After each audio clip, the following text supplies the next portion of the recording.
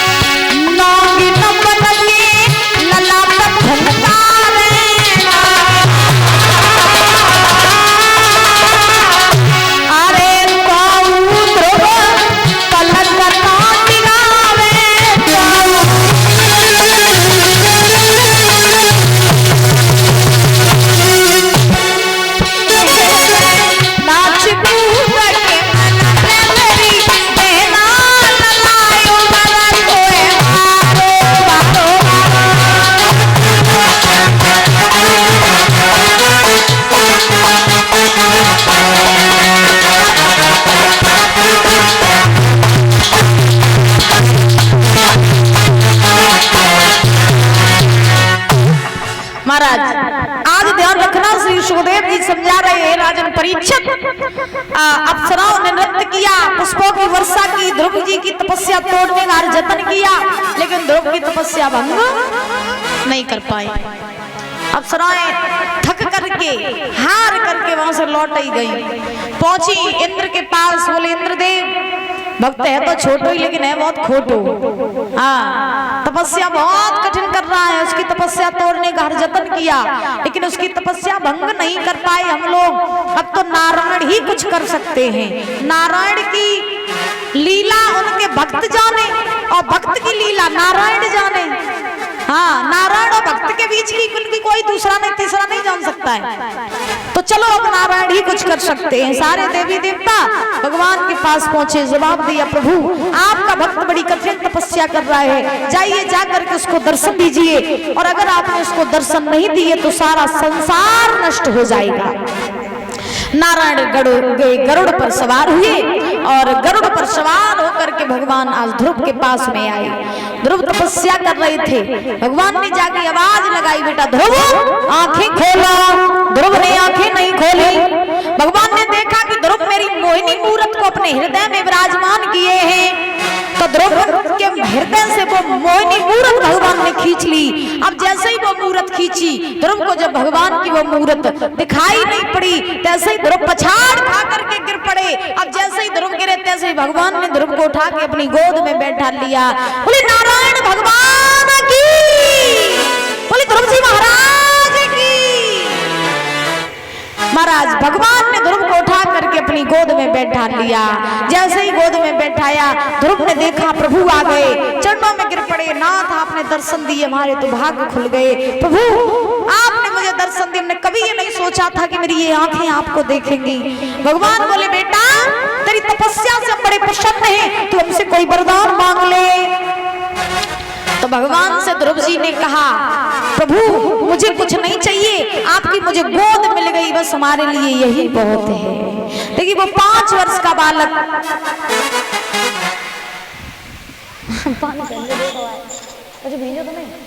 वो 5 वर्ष का बालक आज महाराज भगवान से कह रहा है कि प्रभु मुझे आपकी गोद मिल गई, हमारे लिए यही बहुत है, मुझे कुछ नहीं चाहिए। आजकल भगवान अगर धरती पे आ जाए और भगवान कहीं तुम लोगों से कुछ मांग लिया तो कहिए पहले पड़ोसी को सुख हमें दे, पहले सब गांव की दौलत हमें दे दो, हमें बनाए दो पैसा वालों, खूब मेरे घर में 10-15 गाड़ी आ जाए, 15-20 मंजिल मकान बन जाए, बढ़िया फ्लैट हो जाए, 3-4-5 प्लाट लिप जाए और बस हमारी जिंदगी ऐसे कटन लगे। इतना पैसा वालों भगवान वो बनाए दे। और सही बात है, और इंसान मंदिर में जाते तो मंदिर में सिर्फ भगवान से पैसा ही मांगता, पैसा दे दो, सुख दे दो, बच्चे की नौकरी लग जाए, बहू के लड़का हो जाए, मऊ नाती पंथी वाले हो जाए, मऊ पैसा वाले हो जाए, पड़ोसी पैसा वालों तो नाथ ने थोड़ा बहुत हमारी कोई दृष्टि कर ले। अम्मा रुपया मांगती भगवान थे, देखो अम्मा मांगती है, सीधी सीधी बात कहे नहीं कि हम मांगते, तो तुम्हें भगवान ने पैसा वालों बनाओगे नहीं बनाओ, बनाओ, चलो जाओ बढ़िया बात जो बनाओ। हाँ, तो आज का इंसान जो है वो भगवान से सिर्फ अपनी इच्छाएं पूर्ति करने के लिए मांगता रहता है। धन्य ध्रुव जी महाराज जो कह रही है मुझे कुछ नहीं चाहिए, लेकिन भगवान इतने बड़े दयालु हैं। भगवान ने ध्रुव से कहा बेटा अगर तुझे कुछ नहीं चाहिए तो जा, हम तुझे ये वरदान देते हैं कि तू पृथ्वी पर रह करके 36,000 वर्षों तक राज्य करेगा। कितने हजार वर्षों तक? 36,000 वर्षों तक। जाओ हम तुम्हें ये वरदान देते हैं। आज विदा किया ध्रुव जी को, इंद्र का ऐरावत हाथी बुलवाया, ध्रुव जी को हाथी पर बैठाया और बैठाल करके हाथी घोड़ों के साथ जंगल से विदा किया। ध्रुव जी अवध के लिए आए, अवध के लोगों को पता चला ध्रुव भगवान को प्राप्त करके आ रहे हैं, तो जितने बड़े बुजुर्ग रहे, उत्तानपाद रहे और सब रहे, वो आदि रास्ते पर ध्रुव जी का सम्मान करने को पहुंचे, ध्रुव जी को लेने पहुंचे। आपके पास पद होगा, प्रतिष्ठा होगी, परीक्षित जी पैसा होगा, भक्ति होगी, ज्ञान होगा, तो लोग आपको कोसों दूर से लेने के लिए चले जाएंगे, आपका सम्मान करने को चले जाएंगे। आपके पास पद नहीं होगा, प्रतिष्ठा नहीं होगी, धन नहीं होगा, बुद्धि नहीं होगी, भक्ति नहीं होगी, ज्ञान नहीं होगा, तो संसार में तुम्हें कोई पूछेगा भी नहीं कि तुम कौन हो। याद रखना, आज की दुनिया में पूछ उसी की है जिसके पास बुद्धि, ज्ञान, पद, प्रतिष्ठा, पैसा, जिसके पास ये चीजें उसी को लोग जानते हैं, पहचानते हैं, और जो बेचारे रोड पे भीख मांग के गुजर कर तो उन्हें ठोकर मार के भगा देते हैं। एक समय ध्रुव जी का वो था, आप सोचो ध्रुव जी की मैया का एक दिन वो था जब महाराज सुबह रोटी बन जाए मिल जाए तो शाम को नहीं, शाम को मिल जाए तो सुबह नहीं, कोई पूछना नहीं जाता कि सुनी तो तुमने कुछ खाओ का नहीं खाओ। और आज देखो ध्रुव भगवान को प्राप्त करके आ रहे हैं, तो ध्रुव जी को सब लेने के लिए पहुंचे कि नहीं पहुंचे? सब महाराज समय का खेल होता है। ध्रुव जी को सब लेने के लिए पहुंचे। अब ध्रुव जी ने देखा मेरे बड़े बुजुर्ग खड़े हैं, मेरे पिता खड़े हैं, तो ध्रुव जी हाथी से नीचे उतर के आए, सारे बड़े बूढ़ों के चरण छुए और सबका सम्मान किया। याद रखना, पैसा वाले कितने भी बन जाओ, बड़े आदमी कितने भी बन जाओ, चाहे तुम प्रधानमंत्री हो जाओ, चाहे तुम मंत्री बन जाओ, लेकिन कभी अपने सम्मान को और कभी अपनी मर्यादा को, कभी अपने संस्कारों को नहीं भूलना चाहिए। कितने भी बड़े बन जाओ, आजकल लोगों के पास पैसा आ जाए, शोहरत आ जाए, मकान बन जाए, गाड़ियों में घूमन लगत, तो महाराज बड़ों का सम्मान ही करना भूल जाते हैं। काऊ लड़का की नौकरी लग जावे, महीना पे कोई महाराज 30-40 हजार रुपया कमाने लगे, और जब नौकरी पे तो घरे आवे तो छाती तान के चलत के हमको ही है। हाँ, अपने आप को मानते करे हमको ही है, 30-40 हजार रुपया कमा तो हम मंत्री बनिए। बड़ों का सम्मान नहीं करता, बड़ों के सामने झुकता नहीं है। आपने देखा हो आज की जनरेशन, युवा पीढ़ी, खैर हम भी युवा पीढ़ी के ही है, आज के जमाने के हैं, लेकिन आपने देखा हो आजकल ये हमारे नौजवान भाई बड़े बूढ़न के पांव छुअत, तो कैसे छुअत बब्बा तुम बताओ? चश्मा वाले परियां छोए के छाती पे, हाँ परियां छोए के छाती पे लगा ले जे हरी हरी है। पाए तो कोई झुकना तो कोई जानता ही नहीं है। आप कहीं झुक जाइए तो इनकी नौक नहीं कट जाइए, झुक जाइए तो शर्म आ जाइए। अगर आजकल देखो महाराज सामने से बड़े बूढ़े आ रहे हैं तो न नमस्ते न राम राम न कछु, सीधे चले जा रहे, कोई मतलब ही ना। कहीं राम राम कर लिए, नमस्ते कर लिए, हाथ जोड़ के, तो इनकी इज्जत नहीं डाउन हो जाइए। परियां छोई गई छाती तो लगाए ले, तो डोकर जलो परी ने ताकत है तो ना तुम्हें झुके ना है। हाँ, ये जमाना आ गया है। अच्छा, पैर क्यों छुए जाते हैं दादा? पैर क्यों छुए जाते हैं बताओ? पैर छुअती हो सास ससुर के? कौन कौन छुअती सास ससुर के? हाथ उठाओ, हाथ उठाओ। अपने अपने सास ससुर के पाँव को छुअते रोज संजा सवेरे? रोज नहीं छुअती, कबो कबो छुई लेती। अच्छा अच्छा, सही बताइए, अपनी सास ससुर को रोज चिल्लात को सास ससुर पे,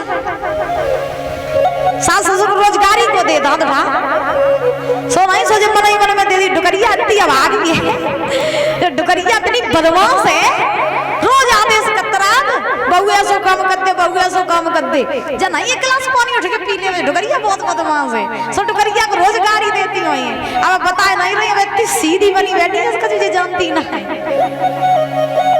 बताओ पैर क्यों छुए जाते हैं? नहीं मालूम? एक पति महाराज तुम बड़ी सोच में बैठे, का बात सोच रहे कि काई छुए जा। चलो हम बताए रहे, बड़े ध्यान से सुन लेना। ये बात आज तक आपको किसी ने नहीं बताई होगी, ना किसी को पता होगी। पैर सब छूते हैं, हमारे जितने बड़े बुजुर्ग हैं सभी लोग यहाँ बैठे हैं। खैर, पैर इसलिए छुए जाते हैं कि पैर छूने से बल बुद्धि विद्या आयु बढ़ती है। पैर छूने के दो कारण होते हैं। पहला, पैर छूने से बल बुद्धि विद्या आयु बढ़ती है, और दूसरा कारण, जब हम किसी के पैर छूते हैं तो उस व्यक्ति के गुण हमारे अंदर आते हैं। ये साइंस का महाराज प्रमाण है। जब हम किसी के पैर छूते हैं तो उस व्यक्ति के गुण हमारे भीतर आते हैं। हर किसी से पैर नहीं छुआना चाहिए, ये बात गांठ बांध लेना। हर किसी से पैर नहीं छुआने चाहिए। अगर आपको प्रणामी, आपको अगर कोई है तो आप उससे प्रणाम कर लीजिए, झुक के प्रणाम कर लीजिए, लेकिन किसी से पैर मत छुआइए। अब हम आपको आप विस्तार से समझा दें। पहली बात तो ये है कि अगर तुम्हारे पाए कोई शराबी छोड़ रहे है, या तुम पाए शराबी के छोड़ रहे, तो शराबी के गुण तुम्हारे भीतर आ जाएंगे। अगर तुम कहू जुआरी के, मांसाहारी के, कहू चरित्रहीन के अगर तुम पाए छोड़ो, तो बाई के गुण तुम्हारे अंदर आ जाएंगे। पैर किसके किसके नहीं छूने चाहिए? शराबी, जुआरी, चरित्रहीन व्यक्ति, जिसका समाज में सम्मान नहीं, कभी उसके पैर ना छुओ। जो भाई का हिस्सा खा करके बैठा हो, कभी उसके पैर ना छुओ। शराब अगर तुम्हारा सगा बाप भी पीता हो तो उसके भी पैर ना छुओ। सत्य बता रहे हैं आपको। शराब अगर तुम्हारा सगा बाप भी पीता हो तो उसके भी पैर ना छुओ। अगर उसके पैर छुओगे तो गुण तुम्हारे भीतर प्रवेश कर जाएंगे। आपने देखा हो, हम आपको साक्षात प्रमाण आपको हम दे दें। बड़े बड़े संत महात्माओं के पास में अभी तक आप लोग गए हैं? संत महात्माओं के पास, बड़े बड़े संतों के पास में कभी जाना, अगर मेरी बात झूठ लगे, कभी संतों के पास जाना, कभी विद्वानों के पास में जाना, वो कभी अपने पैरों के पास तक किसी व्यक्ति को आने नहीं देते, कभी नहीं आने देते हो। मेरी बात झूठ लगे तो आप कहीं भी चले जाना और बड़े बड़े संतों को देखाना, वो कभी पैर नहीं छूने देते हैं किसी अन्य व्यक्ति को। अंश कठेरिया, अंश कठेरिया इस बच्चे की तरफ से 51 रुपए आए। भगवान से कामना करेंगे बल बुद्धि विद्या आयु बढ़ती रहे, है ना।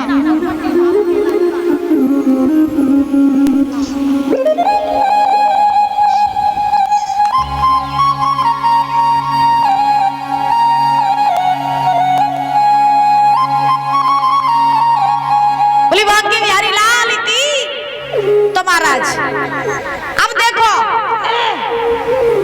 आप लोग जान रहे कि पैर क्यों छुए जाते हैं? समझ गए? पक्की बात है, याद रखोगे? अब सुनो, आप सोचो कि परियां छुए के बल बुद्धि विद्या आयु बढ़ जाए तो नहीं बढ़े। आप सोचो कि परियां छुए के आशीर्वाद मिल जाए तो नहीं मिले। जब भी छुआ तो सबसे शुभ होता है पैर का अंगूठा। जब भी पैर छुआ तो पैर का अंगूठा छू करके आशीर्वाद लेना चाहिए। अम्मा कहाँ तुम पजीरी में लगी हो? सुन ले, हेलो, कहाँ व्यस्त हो? कले वाले भूख लगी ऐसे खाए रहे। अच्छा सुनो, पैर अगर किसी के भी छुओ तो पूरा पैर नहीं छूना चाहिए, पैर का अंगूठा छुआ करना, ठीक। आज के बाद हमने आपको बता दिया, अगर आपको फल चाहिए तो पैर का अंगूठा छूना, ठीक। चाहे सास के छुओ, चाहे ससुर के छुओ, चाहे दुश्मन के छुओ, चाहे उल्टे चंपा। आओ बोली बांध के बिहारी लाल की। तो ध्रुव जी ने सभी लोगों का आशीर्वाद लिया। ध्रुव जी आज अवध में आए। सबसे पहले ध्रुव जी अपनी मौसी के पास पहुंचे, सुरुचि के पास, जिसने तमाचा मारा था। अच्छा, सुरुचि ध्रुव को तमाचा न मारती तो ध्रुव जी आज उनकी कथा अपना सुना रहे होते। ध्रुव जी का नाम इतिहास में ना आता। याद रखना, दुश्मन को कभी दुश्मन न समझो। अगर आपका सच्चा साथी कोई है तो वो है आपका दुश्मन। ध्रुव जी सबसे पहले पहुंचे मौसी के पास, बोले मौसी अगर तू तमाचा न मारती तो भगवान वो न मिलते। लेकिन सुरुचि ने लज्जा की वजह से दरवाजा बंद कर लिया। ध्रुव जी बोले, ए मौसी क्या आपने दरवाजा खोला? अरे आई गो तेरो साथे लोला।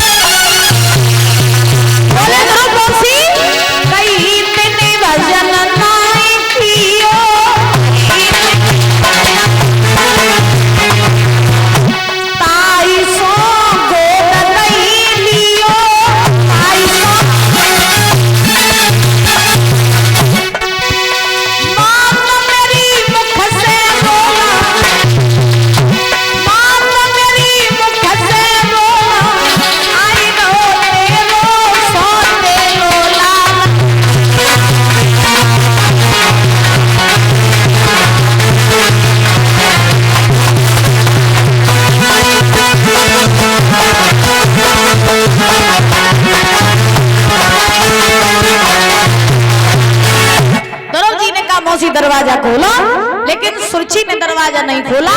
ध्रुव जी आज लौट के आए, अपनी मैया के पास पहुंचे।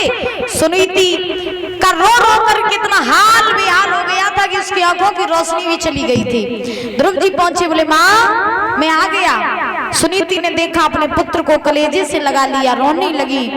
सुनीति ने कहा, मैं कितनी अभागी माँ हूँ कि आज मेरा पुत्र इतने दिनों के बाद आया है और देखो मैं नेत्रों से हीन हो गई हूँ। आज मेरा ये सौभाग्य नहीं है कि मैं अपने पुत्र को अपनी आंखों से देख सकूं। तो ध्रुव जी को अपने कलेजे से लगाए है, सुनीति रो रही है। अब सुनीति ने पूछा, बेटा भगवान मिल गए तुझे? तो कहा, हाँ माँ मुझे भगवान मिल गए। सुनीति बोली, कहाँ मिल गए तुझे? बोले जंगल में। सुनीति बोली, अगर तुझे मिल गए तो मुझे भी दर्शन करा दे। तो ध्रुव ने भगवान का आह्वान किया, प्रभु आए। आ करके भगवान ने सुनीति को भी दर्शन दिए, साथ ही साथ उत्तानपाद को भी दर्शन दिए। इस प्रकार से ध्रुव जी महाराज ने खुद का भी उद्धार करवाया, साथ ही साथ सारे महाराज खानदान का भी उद्धार करवाया, 7 पीढ़ियों का भी उद्धार करवाया। धीरे धीरे ध्रुव जी बड़े हुए तो ध्रुव जी ने महाराज वो उत्तानपाद के ऊपर बुढ़ापा आया तो उत्तानपाद ने अपना शासन ध्रुव को दे दिया। उत्तानपाद जंगल में जाकर के भजन करने लगे, ध्रुव अवध के राजा बने। बहुत हजारों वर्षों तक ध्रुव जी ने पृथ्वी पर रह करके परीक्षित जी राज्य किया। जब हजारों वर्षों तक ध्रुव जी ने पृथ्वी पर रह करके आज राज्य किया, ध्रुव जी की राज्य से इच्छा बढ़ गई तो भगवान के धाम को चले गए। जब भगवान के धाम को गए तो भगवान ने अपनी गोद में ध्रुव जी को स्थान दिया, जो आज भी ब्रह्म मुहूर्त में उत्तर दिशा में सबसे चमकता हुआ तारा दिखाई देता है। सुबह 4 बजे उठना, कभी भी देखना, उत्तर दिशा में सबसे चमकता हुआ तारा दिखाई देता है, वही है ध्रुव तारा। भगवान की गोद में बैठे हैं ध्रुव जी महाराज। ध्रुव तारा की खासियत और है, बता दें आपको हम। जो व्यक्ति मरने वाला हो, जिस व्यक्ति की मृत्यु होने वाली हो, उस व्यक्ति को अगर 6 महीना पहले से ध्रुव तारा दिखाई देना बंद हो जाए, समझ लेना हमारा समय निकट आने वाला है। तो सवेरे 4 बजे उठ के रोज ध्रुव तारा देखो करो। परीक्षित जी महाराज आओ, हाँ देखत रहियो। तुम आज ही तो देखो शुरू कर दियो, तुम्हारे 3 ही दिन रही है। बोली वाह के बिहारी लाल की। ऐसे महाराज श्री सुखदेव जी समझा रहे हैं राजन परीक्षित, ध्रुव जी ने छोटी सी अवस्था में भगवान को प्राप्त किया। जय जय श्री राधे। आइए ताली बजा करके बोलेंगे, उसके बाद बड़ा सुंदर प्रसंग आ रहा है, राजा हरिश्चंद्र का प्रसंग, उसमें प्रवेश करेंगे। बोलेंगे